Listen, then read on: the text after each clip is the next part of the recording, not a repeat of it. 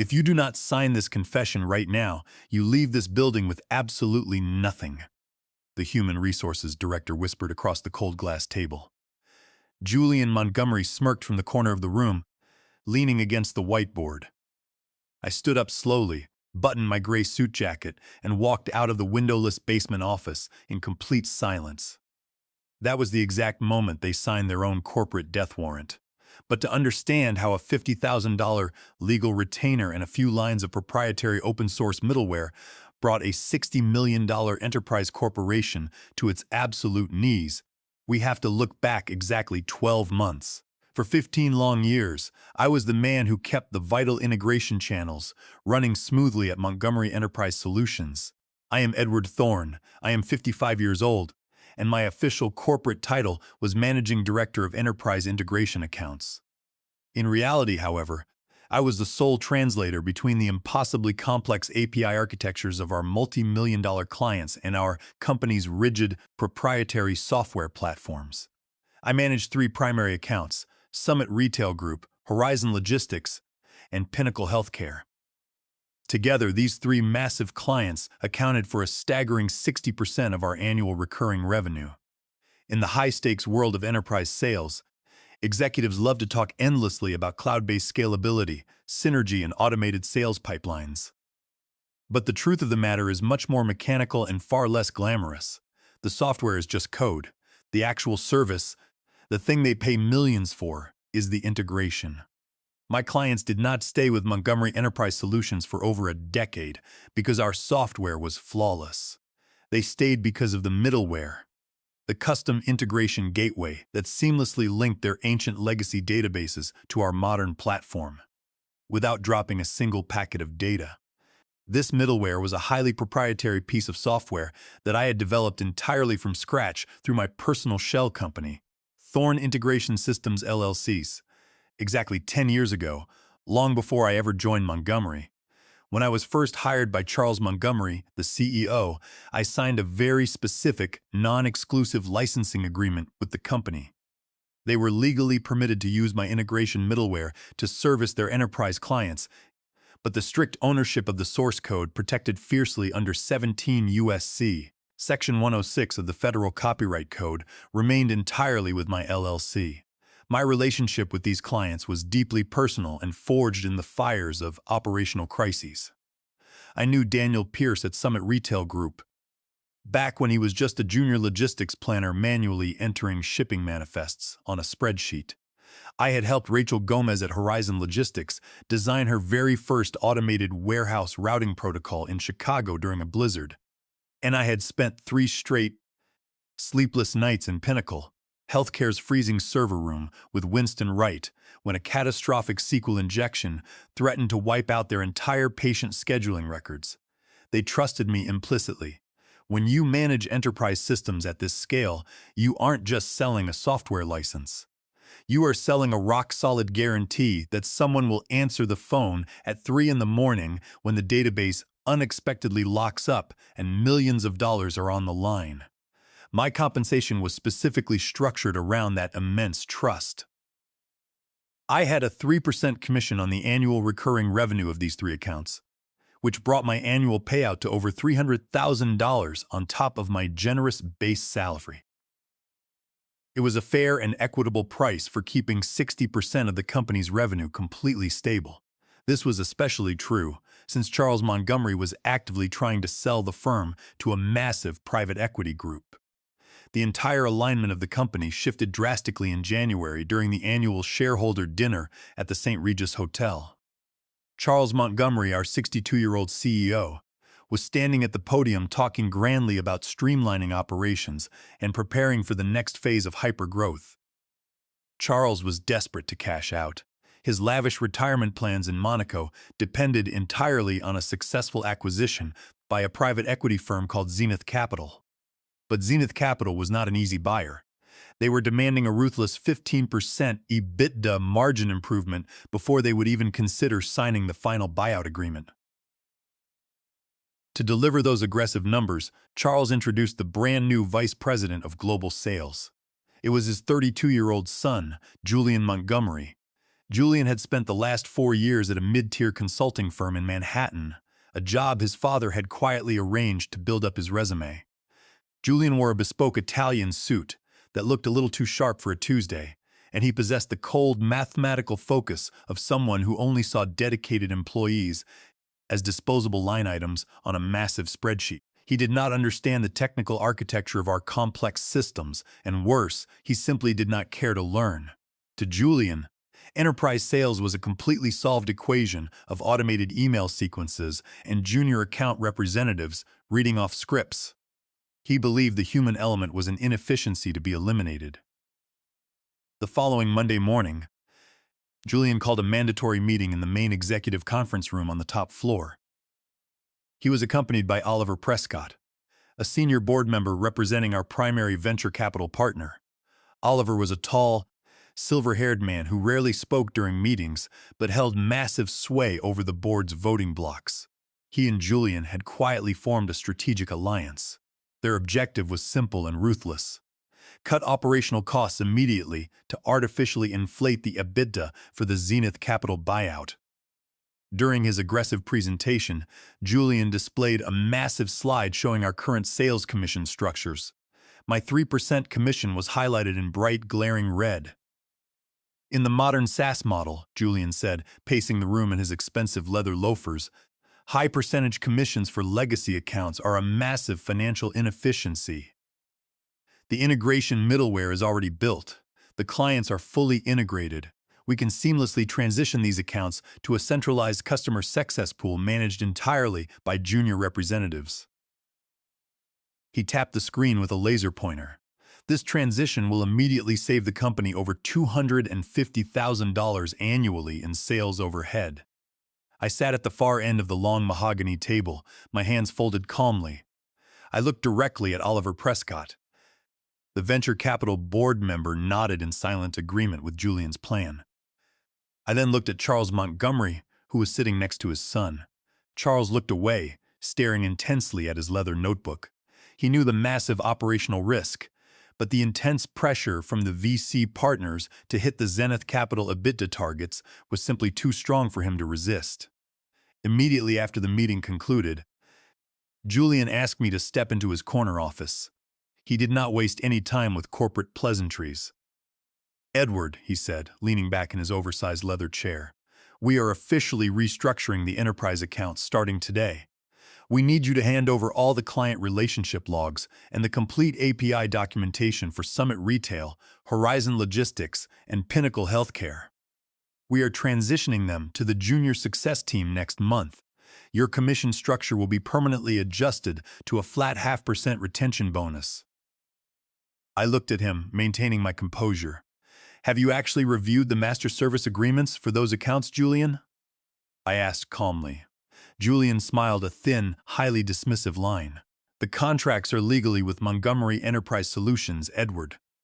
The clients are locked in for another 18 months. They are not going to migrate their entire database structure over a simple change in account managers. It is far too expensive and time-consuming for them." I stood up, adjusted my cuffs, and walked out without saying another word. Julian truly believed the technology was the lock, holding the clients hostage. He completely failed to realize that the key was the person who actually knew how to turn it. And he had absolutely no idea that his arrogant attempt to save $250,000 was about to cost his father's company $12 million. For 3 full weeks, I went about my daily routine, meticulously maintaining the integration pipelines and documenting my work as if absolutely nothing had changed. I kept my interaction with Julian strictly professional. I updated log entries in Salesforce and pushed code updates to our Git repository. I did not mention our meeting to anyone. In a toxic corporate environment, absolute silence is your best shield. If you show anger or frustration, you give your opponent valuable information. Julian foolishly assumed my silence was an admission of defeat. The true ambush occurred on a rainy Tuesday afternoon in early February. Charles Montgomery was in New York for preliminary closed-door meetings with Zenith Capital. It was the absolute perfect window for Julian and Oliver Prescott to execute their final plan. I received a vague calendar invite at 3:45 p.m. for a meeting at 4 p.m. The subject line was simply Policy Review.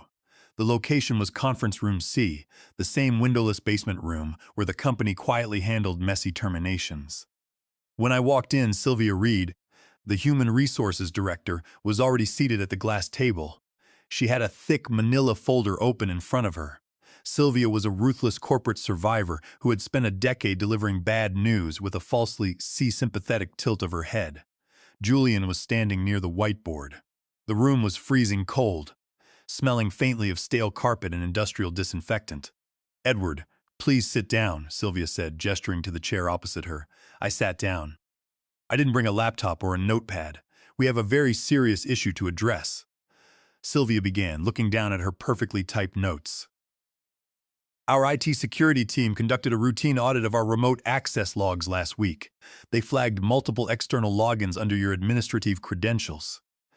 Julian caught his dry erase marker and leaned aggressively against the table. "Specifically, Edward, you accessed the main database integration server for Horizon Logistics on a Saturday night at 11 p.m. You logged in from an unauthorized personal iPad, which is a direct and egregious violation of our newly implemented Bring Your Own Device security policy." I looked at him. The BYOD policy had been quietly pushed through by Julian's department 3 weeks prior, buried deeply in a 50-page employee handbook update. That Saturday night, Horizon's main shipping API had completely locked up, freezing 22 freight trucks at the Chicago terminal, I said, keeping my voice entirely flat. The company's VPN was experiencing a massive gateway error. The lead infrastructure engineer, Luis Garza, called me directly on my personal cell phone in a panic. He explicitly authorized the access to save the account. I have the written whitelisting request in my email. "That doesn't matter," Julian snapped, his voice sharp and dismissive. "Luis Garza is just an engineer. He does not have the legal authority to bypass corporate security protocols. Used an unsecured personal device to access live client financial data. That is a material breach of security." Sylvia slid a thick legal document across the glass table. It was a separation agreement and release of claims. "Because this is a severe security violation, Edward," Sylvia said, "we are terminating your employment for cause, effective immediately.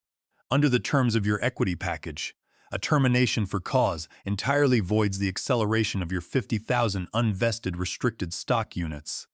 It also completely invalidates the double multiplier severance package in Clause 8B of your employment agreement." I looked at the document. It was a complete and total surrender. By signing, I would legally acknowledge that I had committed a security breach, waive all claims to the RSUs, which were worth roughly $1.5 million, and agree to the strict enforcement of the 2-year non-compete clause. If I signed that document, I would be legally prevented from working with any Montgomery client in the state of California for 2 full years. "If you sign this right now," Julian said, his tone softening into a highly patronizing drawl, "we won't pursue legal damages for the security breach. We will report it as a mutual separation to future employers. But if you walk out that door without signing, we will file a massive civil suit for damages and completely blacklist you from every enterprise firm in the Bay Area." They had calculated this ambush perfectly. They firmly believed the terrifying threat of a lawsuit and the devastating loss of a $1.5 million stock package would break my spirit. They fully expected me to argue, to show them Luis Garza's authorization email, to beg and plead for my severance pay. That is exactly what most people do when they are ambushed. They get highly emotional. They try to explain logic to people who do not care, not realizing that the decision has already been permanently made. I looked up from the paper and met Julian's eyes. "I will not sign this," I said evenly. Sylvia's sympathetic expression vanished instantly, replaced by a cold, bureaucratic stare. "Edward, if you don't sign, you leave here with nothing. No severance, no stock, and a massive lawsuit on your permanent record." "I understand perfectly," I said. I stood up and buttoned my suit jacket. "Send the formal termination letter to my home address via certified mail. I want the exact security policy infraction and the login logs detailed in writing."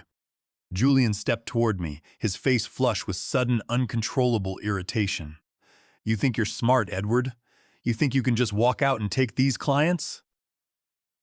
Try it." Our legal department will freeze your bank accounts before you can even file for business registration. You signed a strict non-compete. I ignored his childish outburst, looked at Sylvia, and said, "Goodbye, Sylvia." I walked out of the room, went back to my office, and began to pack my things. I took only my personal items, my brass desk clock, and a framed photo of my family. I left the company laptop and the security keycard neatly on the desk. As I drove home through the heavy rain, the initial adrenaline faded and a cold, heavy weight settled in my chest. I was not a young executive with nothing to lose.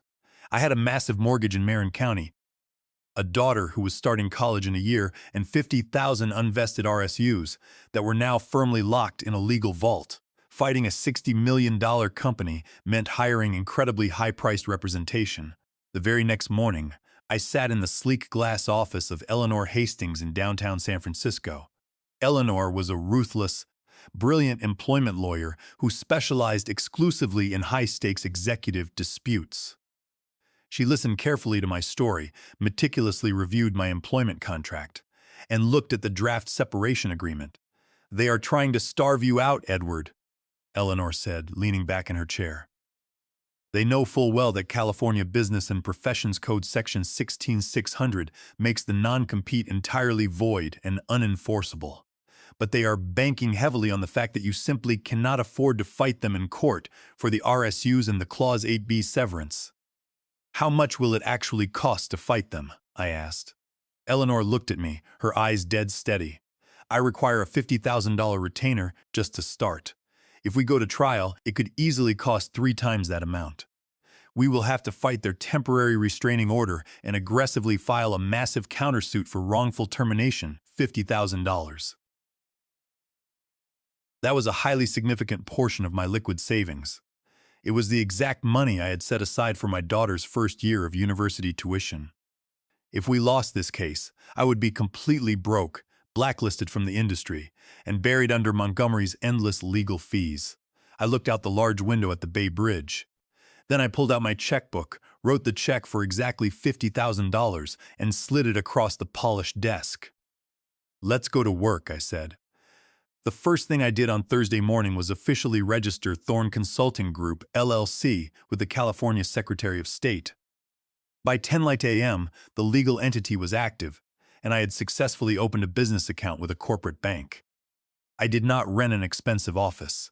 I set up a simple desk in my study and used a virtual business address in downtown San Francisco. At 11 a.m., I drafted a single, very carefully worded email and sent it to Daniel Pierce, Rachel Gomez, and Winston Wright. I sent it strictly from my personal email address. "Daniel," I wrote, "I am writing to formally inform you that my employment with Montgomery Enterprise Solutions was terminated on Tuesday. Under California law, I am pursuing independent consulting opportunities through my new firm, Thorne Consulting Group, LLC. I want to sincerely thank you for your incredible partnership over the last 15 years. My personal phone number remains exactly the same. Sincerely, Edward." The email was meticulously drafted by Eleanor Hastings. It was careful, professional, and entirely free of any solicitation. I did not ask them to cancel their massive contracts. I did not ask them to hire my new firm. Under California law, direct solicitation of active clients before they terminate their existing agreements can still expose you to a nasty claim of intentional interference with contractual relations. We had to be extremely patient. We had to let the clients act first. Within 20 minutes, my cell phone rang. It was Daniel Pierce from Summit Retail. "Edward, what the hell is going on?" Daniel asked, his voice echoing loudly in his car's speakerphone. "Some junior associate named Kevin just called my office. He told me you retired due to health issues and that he is taking over the entire Summit account. He didn't even know what our database schema looked like." "They completely fabricated a security violation, Daniel," I said, keeping my voice incredibly calm. "They wanted to void my unvested stock options and my severance package. I have retained Eleanor Hastings, and we are aggressively preparing a wrongful termination suit against them." Daniel let out a long, low whistle. "Those absolute idiots. They clearly don't realize that our entire national inventory system runs exclusively on the middleware integration you built. If that middleware goes down during our massive spring clearance event, We lose $10 million a single day. Kevin doesn't know how to run a simple SQL query, let alone manage our complex integration. I remained perfectly silent. I knew Daniel's ruthless legal team would already be looking at all their options. "I'm calling Rachel and Winston," Daniel said firmly. "We signed those massive contracts entirely because of you, Edward. We are going to look very closely at our master service agreements right now." By Friday afternoon, our brilliant strategy was fully in motion.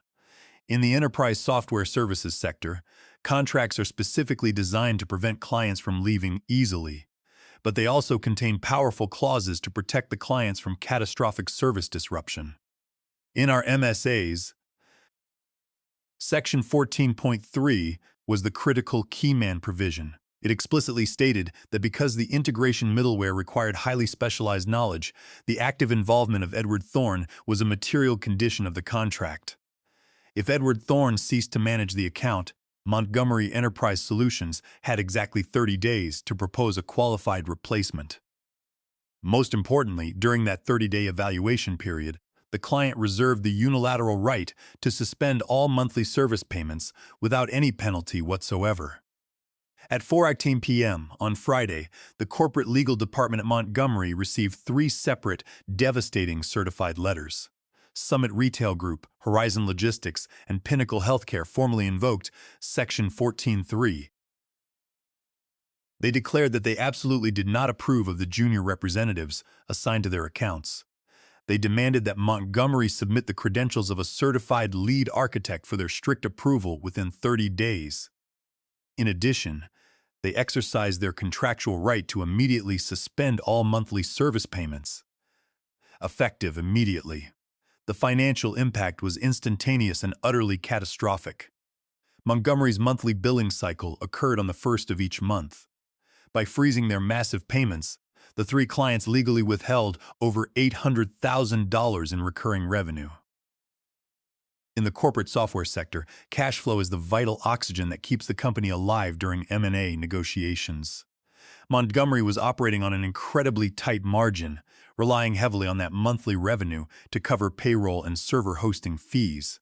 But the real, devastating damage was to the impending acquisition. Zenith Capital's aggressive due diligence team was right in the middle of reviewing Montgomery's books.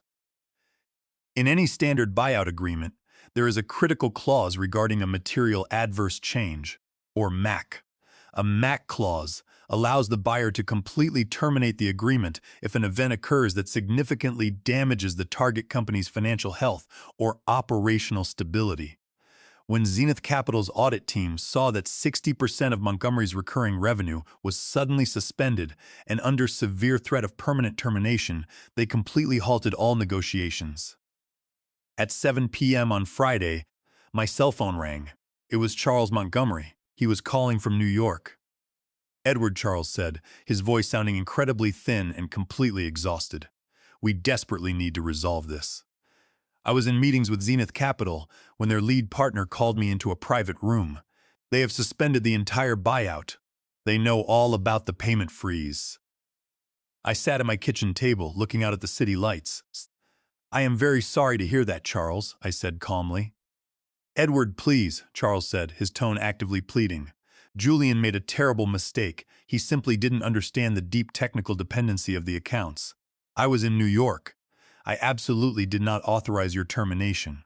If you come back as an independent consultant, we can easily pay you a massive monthly retainer equal to your old salary, and we can vest your RSUs over the next 12 months. I took a deep breath. "Your son aggressively accused me of a material security breach to illegally avoid paying my severance. Charles, you let him and the VC board members run the company straight into the ground to hit an arbitrary EBITDA target. I have already paid a $50,000 retainer to my lawyer. We are filing the wrongful termination suit on Monday morning." "Edward, if the Zenith deal collapses, we are looking directly at Chapter 11 bankruptcy," Charles whispered. "The company absolutely cannot survive a 90-day payment freeze from Summit and Horizon." "Then you should have actually checked the contracts before you let Julian pull the trigger, Charles," I said, and hung up the phone. 10 minutes later, a highly aggressive email arrived from Montgomery's outside litigation counsel. It was a draft complaint for an emergency injunction, wildly accusing me of misappropriation of trade secrets and tortious interference. They were threatening to file it in the San Francisco Superior Court on Monday morning unless I signed a transition agreement. On Monday morning, the brutal legal battle moved to the San Francisco Superior Court. Montgomery's outside counsel had filed an ex parte application for a temporary restraining order, desperately seeking to block me from operating my new LLC and communicating with their clients. Eleanor Hastings was entirely ready. We sat at the defense table in a wood-paneled courtroom, waiting for the judge to review the briefs. On the other side, Julian Montgomery sat next to his lead litigation attorney. Julian's arms were tightly crossed, his face pale and tight with unbridled anger. He completely refused to look at me. "Your Honor," Montgomery's attorney began, stepping confidently to the podium.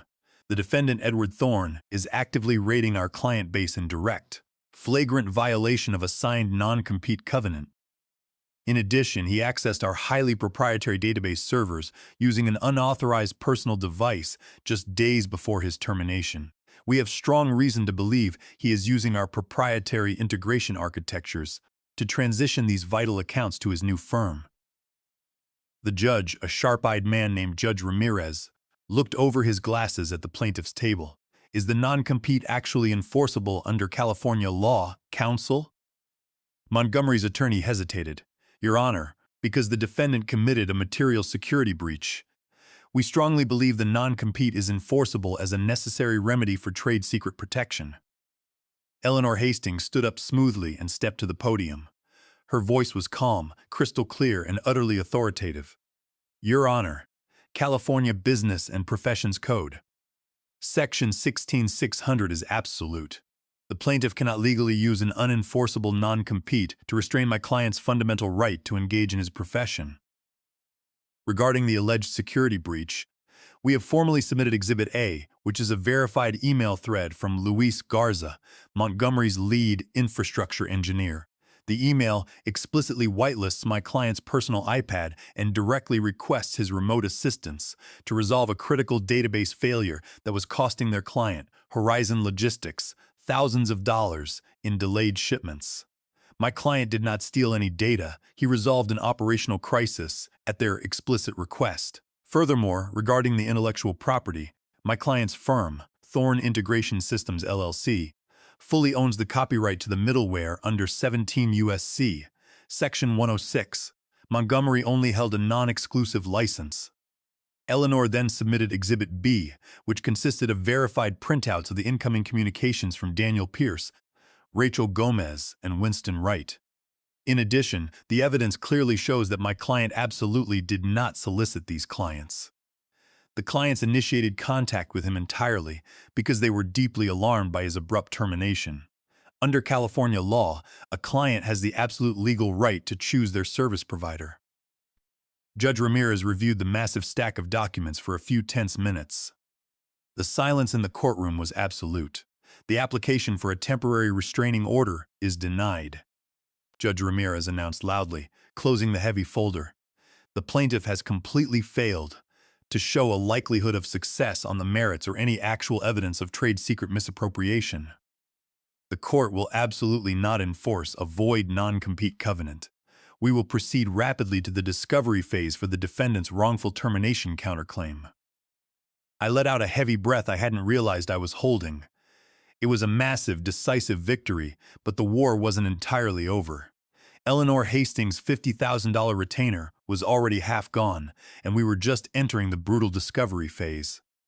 While the legal battle was playing out in court, the operational crisis at Montgomery was rapidly worsening. Pinnacle Healthcare's CIO, Winston Wright, knew that his massive organization couldn't afford a long legal battle. Under the terms of the original software agreement, Pinnacle Healthcare held a perpetual license to use the custom integration middleware. They owned the specific API configurations. To bypass the legal hurdles and avoid catastrophic HIPAA compliance delays, Winston executed an emergency service waiver.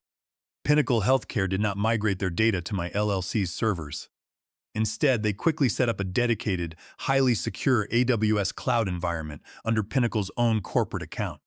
They then officially hired Thorne Consulting Group, LLC, as an independent technical advisory firm to carefully manage their database integration. Because the sensitive data remained entirely on Pinnacle's secure servers, we didn't need to go through the standard 6-month HIPAA vendor onboarding process. We were fully operational in 48 hours. Horizon Logistics and Summit Retail eagerly followed the exact same blueprint. They hired my firm to manage their secure integration gateways under their own cloud accounts. Montgomery Enterprise Solutions was left completely in a technical vacuum. They still held the base software licenses, but the actual integration middleware that made the software functional was now managed entirely by my firm. At 6:00 p.m. on Thursday, Julian Montgomery made his final fatal mistake. He called my cell phone. I didn't answer. California is a two-party consent state under Penal Code Section 632, which means recording a confidential phone call without both parties' consent is a misdemeanor. But Julian didn't actually talk to me. He left a voicemail. Under California law, a voicemail has absolutely no expectation of privacy because the caller knows they are actively leaving a recorded message. Edward, you think you've won? Julian's voice was slurred, visibly trembling with furious rage. I know you're completely behind this payment freeze. You and your lawyer are trying to destroy the Zenith buyout. We will absolutely spend every single dollar this company has to tie you up in court for the next 10 years. I will make sure you lose your house in Marin. I will make sure you are totally bankrupt before we are done with you. I listened to the deranged recording exactly once, then